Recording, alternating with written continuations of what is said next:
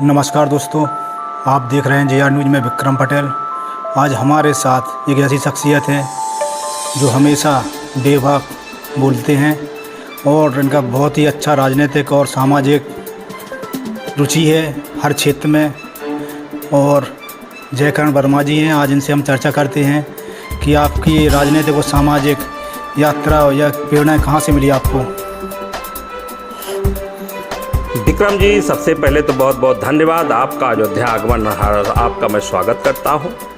देखिए, जहां तक राजनीतिक और सामाजिक चेतना की बात है या सोच और विचारधारा की बात है, तो देखिए विक्रम जी, राजनीति आज के दौर हो या पहले का दौर हो, राजनीति एक इस जीवन का अहम अंग है और ज़रूरत है। ज़रूरत इस बात की है कि अगर जो शिक्षा में अच्छा करना है तब भी आपको राजनीति की आवश्यकता पड़ेगी। आपको खेत खलिहान में अगर जो काम करना है, आपको बिजली पानी और खाद की आवश्यकता है, तो बगैर आप राजनीति के आपको एक बोरी खाद भी नहीं मिलने वाली है। रही बात आपके परिवार के लोग, आपके घर के लोग या समाज के लोग अगर जो सरकारी नौकरियों में है, तो मैं निश्चित ही कह सकता हूं कि यदि विक्रम जी आपका भाई कोई लेखपाल सेक्रेटरी दरोगा है, जब तक आपकी राजनीतिक पहुंच नहीं होगी, निश्चित ही उसको अच्छी जगह नहीं मिलेगी। एक किनारे करके उसको सिर्फ और सिर्फ रखा जाएगा, उसको कोई विशेष स्थान नहीं दिया जाता है। इसलिए राजनीति इसलिए करना जरूरी है कि अपने समाज के न्याय दिलाने के लिए, उनका हक हकूक दिलाने के लिए, अपने संविधान की रक्षा करने के लिए, आरक्षण बचाने के लिए, अपने समाज पर आने वाली आंच को मिटा देने के लिए, दबा देने के लिए, कुचल देने के लिए राजनीति ही वो ताकत है जिससे आप अपने परिवार सहित समाज, प्रदेश और देश की रक्षा कर सकते हो। ऐसा मैं आपसे कहना चाहता हूं। रही बात, आपने एक प्रश्न किया सामाजिक कार्य। सामाजिक कार्य देखिए विक्रम जी, मैं एक कुर्मी का बेटा हूं, किसान परिवार में जन्म लिया हूं। हम लोगों का जो रहन सहन है वो एक आम परिवार की तरह है। ये कह लीजिए कि हम लोग एक किसान और मजदूर परिवार से जन्मे हैं, उसी में लालन पोषण हुआ, उसी में अपना काम कर रहे हैं।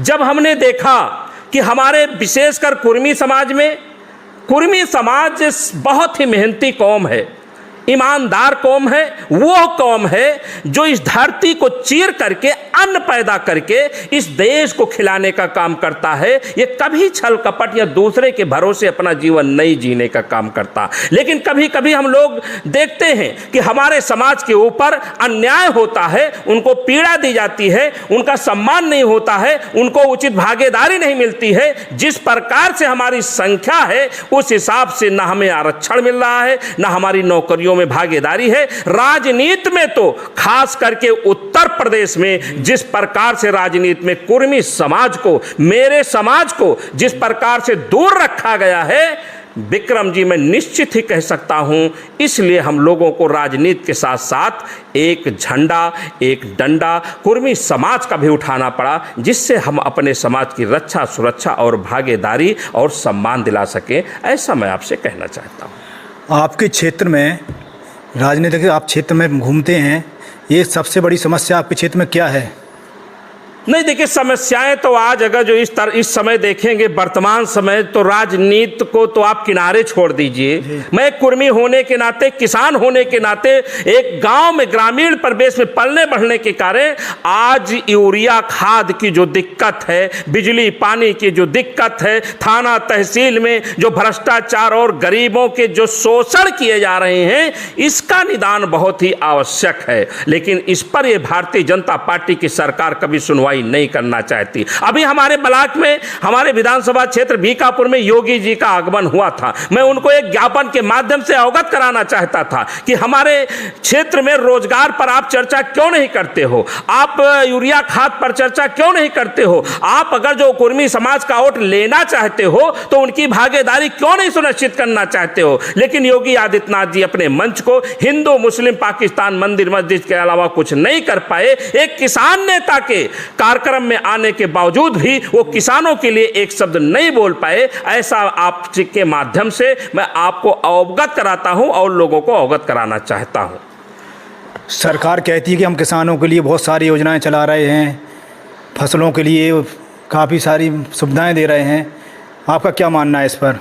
नहीं, देखिए ये तो बड़ा झूठ है, सरासर झूठ है। क्या आप विक्रम जी वो दिन भूल गए जब इसी हमारे देश के दिल्ली में बैठे इस आताताई सरकार ने हजारों किसान को हमारे शहीद कर डाला, जो आज इस दुनिया में नहीं है। इनके प्रधानमंत्री, हमारे प्रधानमंत्री, इन गृह मंत्री और इनका कृषि मंत्री तक एक शब्द हमारे किसानों के लिए संवेदना में भी एक शब्द नहीं बोल पाए। वो किसान कौन है? हमारा कोई बेटा रहा होगा, कोई भाई रहे होगा, या हमारा किसानी परिवार रहा होगा। वो किसान, अगर जो इस देश में दो ही बात आप समझ लीजिए, इस देश से अगर जो किसान को हटा दिया जाए और जवान को बॉर्डर से हटा दिया जाए तो देश में कुछ रह नहीं जाता है, हमारा देश बर्बाद हो जाएगा। लेकिन भारतीय जनता पार्टी ये कहीं ना कहीं आज ये देश के जवान जो बॉर्डर पर हैं और जो हमारे खेत खलिहान में है, दोनों को मिटाना चाहती है और अपने मुट्ठी में रखना चाहती है, इस देश को बर्बाद कर देना चाहती है।